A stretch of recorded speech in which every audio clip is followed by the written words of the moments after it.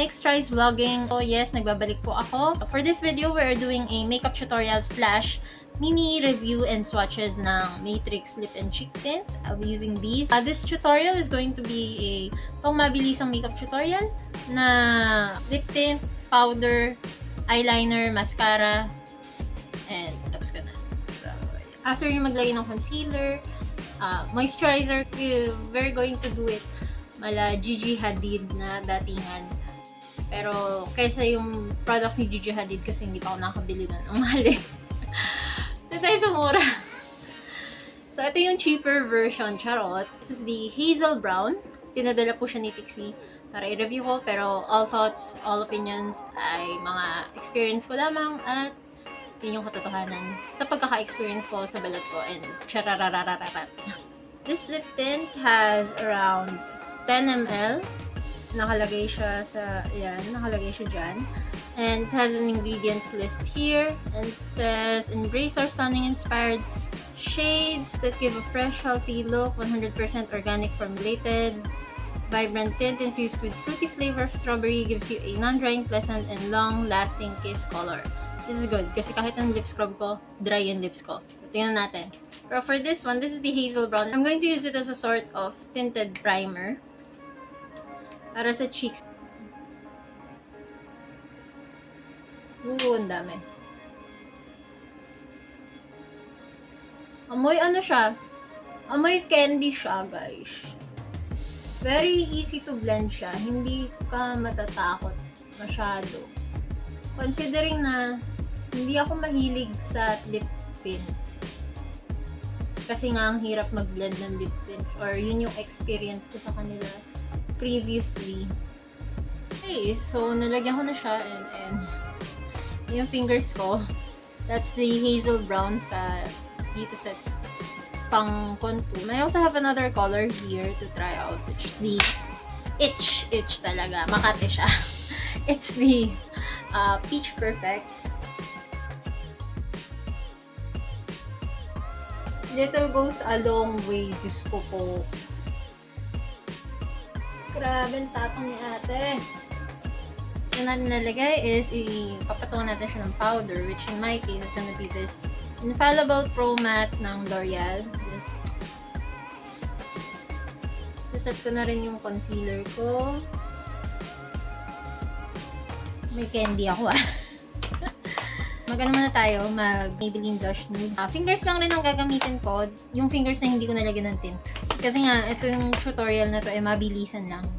Kung kapag nagmamadali ka, pero gusto mo plakada. Ganun. Plakada. Wow, may accent si Ate. Using this very light pinkish na shade. Inner corner, tsaka sa center ng eyes. Gagamit na ako ng brush. Usual brush sa Landmark. Kuhanin ko yung medyo brown, pero medyo sparkly din. Lagay ko siya dito sa likod. Outer corner. Patwi thumbs effect yung look. Tapos blend lang siya. So, lagay tayo ng eyeliner. Easiest way para sa akin na mag-eyeliner is to use a pen type eyeliner. Tapos, patagilid ko siyang ginagamit. Patagilid ako mag-draw.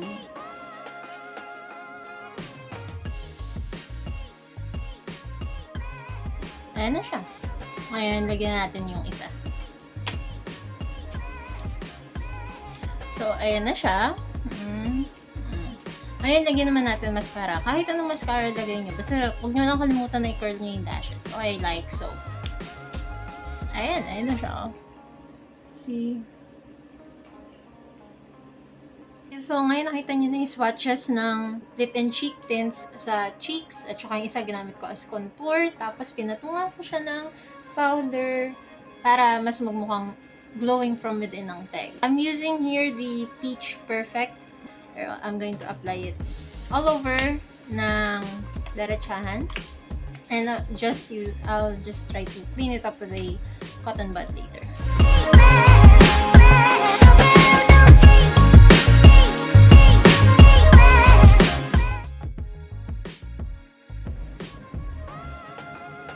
Kulit!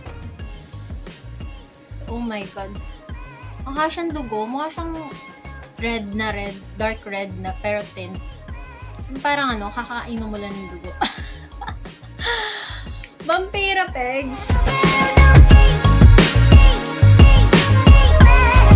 I hope na natipuhan nyo tong makeup tutorial na to. Itong review ko with the Matrix Lip and Cheek Tint. And I've already tested the Matrix Lip and Cheek Tint a couple of days ago. Nag-wear test ako. You can see photos here. And after a couple of hours, kasi around, I think that was around 2 o'clock. Tapos, tingin ako sa mirror ulit mga around 4, 5 o'clock. It's still good. Pero, pag kumain ka, ang matitira niya yung nasa gitna talaga totally. Yun dun sa ika ni Safia Niagard. Yung butthole. Nandun siya sa butthole area ng lips. Bibili ko ba siya? Oo. Kasi, ayos naman siya. I mean, like, I like the color selection. I like how blendable it is sa cheeks. I think mas gusto ko siyang gamitin sa cheeks kaysa sa... Kasi kapag sa cheeks, super dali niyang i-blend. Hindi siya nagmamadaling matuyo. Hindi kagaya ng ibang lip tints. So, yeah. Alam ko medyo matagal akong hindi nagparamdam. Pasensya na. I'll cover that in my next vlog or my next tutorial maybe. Matagal na hindi nagparamdam. I'm still trying to get the hang of this new studio. Kasi mini studio to sa bahay. At napalabas na ako doon sa dati kung saan ako dati nag-film. Kasi ginagamit ko ngayon siya sa office. Office talaga kasi yun, guys. So, ayun. Pero, pansin nyo, hindi na maingay. Wala nang bass. So, yeah, I guess that's it. Thank you guys for watching. Kata.